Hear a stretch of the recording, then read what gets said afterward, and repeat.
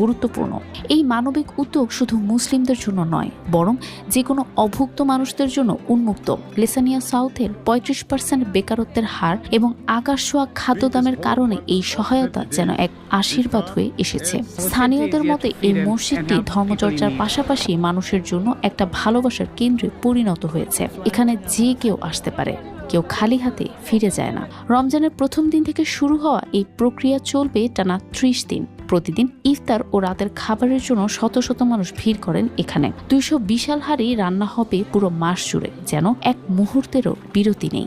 এটা শুধু খাবার বিতরণের গল্প নয়, এটা এক ভালোবাসার গল্প, যেখানে ধর্মের দেয়াল পেরিয়ে মানুষ মানুষের পাশে দাঁড়ায়। রমজানের প্রতিটি সন্ধ্যায় যখন মসজিদের দরজা খোলে, তখন বোঝা যায় মানবতা এখনো হারিয়ে যায়নি।